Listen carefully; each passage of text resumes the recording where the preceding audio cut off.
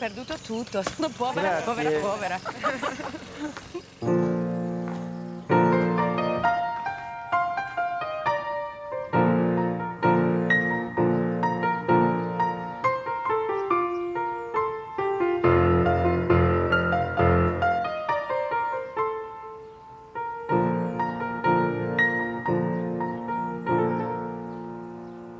That sounds different. Did you change it?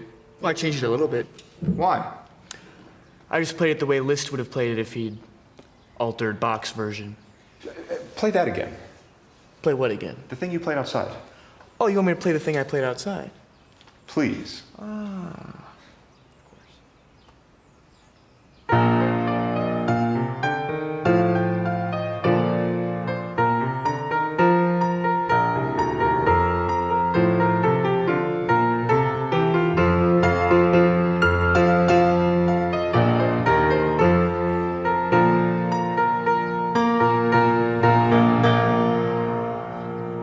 I can't believe you changed it again. Oh, I changed it a little bit. Yeah, why? I just played it the way Busoni would have played it if he'd altered Liszt's version. And what is wrong with Bach, the way Bach would have played Bach's Bach never version? wrote it for the guitar.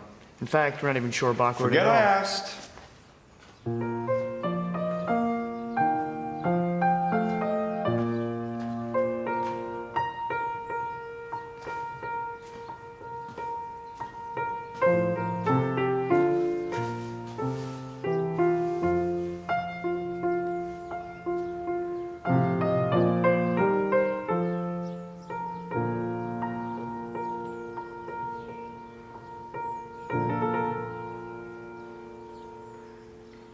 It's young Bach. He dedicated it to his brother. There's nothing heroic in going down fighting if it can be avoided. Nothing even remotely patriotic in death or glory if the odds are firmly on the former. Nothing inglorious in trying to shorten a war that we are clearly losing. Losing! Europe is still... Europe is lost.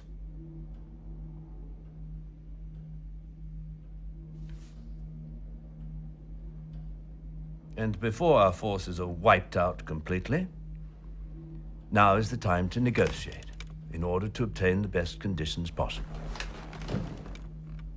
Hitler will not insist on outrageous terms. He will know his own weaknesses. He will be reasonable. When will the lesson be learned? When will the lesson be learned? How many more dictators must be wooed, appeased, good God, given him mixed privileges, before we learn? You cannot reason with a tiger when your head is in its mouth! You can practically see it from here. What? Home. There are 400,000 men trapped in one place, on a beach. Their backs to the sea, the enemy closing in all around them. And it's just a matter of time before they face surrender or annihilation. And the fact that this story does not end in either surrender or annihilation is what makes it one of the greatest stories in human history, and one which I've been wanting to tell for quite some time. I'm not going back. There's no hiding from this, son. Come on. Oh, hey, hang on. Chris, I want to introduce you to some friends. This is David and Marcia Wincott, Ronald and Celia Jeffries, Hiroki Tanaka, and Jessica and Friedrich Waldman. Too many names to remember, but hi. Do you find being African American has more advantage or disadvantage in the modern world? It's a tough one. Yeah, I don't know, man. Hey. Yo, my man. They were asking me about the African-American experience. Maybe you could take this one. Oh. Well, I find that the African-American experience for me has been, for the most part, very good. Although, I find it difficult to go into detail as I haven't had much desire to leave the house in a while. We've become such homebodies. Yes, but even when you go into the city, I've just had no interest. The chores have become my sanctuary.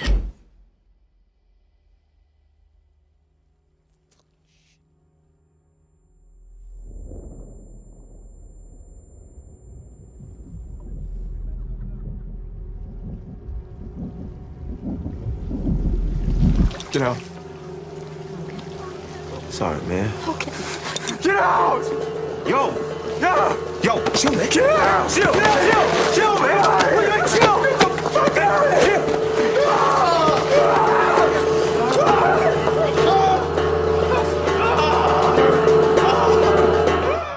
I want to go where culture is, like how New in the York, world did I raise such a or at least snob? Connecticut or New Hampshire, where writers live in the woods. Get into those schools anyway. Mom, You can't even pass your driver's test. because you wouldn't let me practice The way enough. that you work, or the way that you don't work, you're not even worth state tuition, Christine. My name is Ladybird. Well, actually, it's not, and it's ridiculous. Call me because your name Ladybird is like you Christine. said you would. You should just go to City College. You know, with your work ethic, just go to City College and then to jail, and then back to City College, and then maybe you'd learn to pull yourself up and not expect everybody to do everything. I don't know what I'm doing here. I'm just waiting around like an idiot for you. This was an ambush, Alma. To what purpose? This is not... I know it's not going as I expected. I didn't mean these things to come out. I'm sorry, but it was meant to be nice. Well, what did you expect?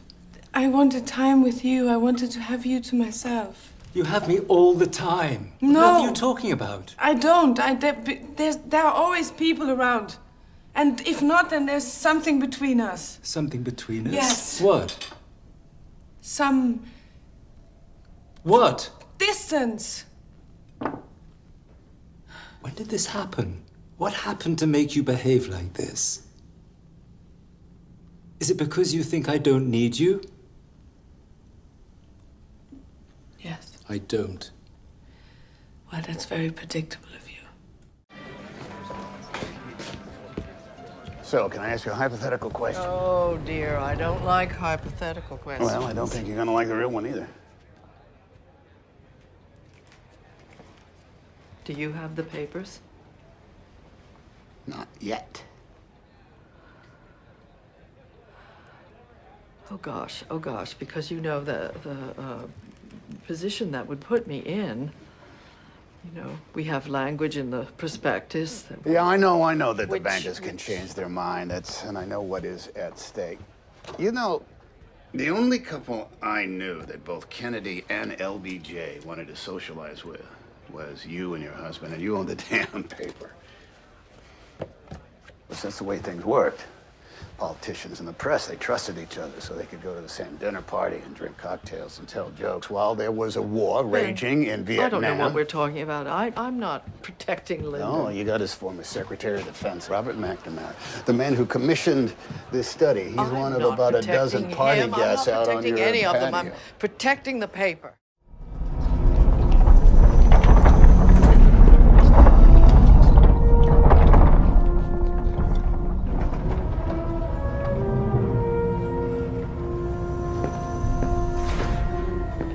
How was your trip? Fine. Who's security here? Just one moment, please. Security. Who's security? Welcome to T4, sir. Yes, sir. I am Fleming, head of security. What's with your natural concerns? You just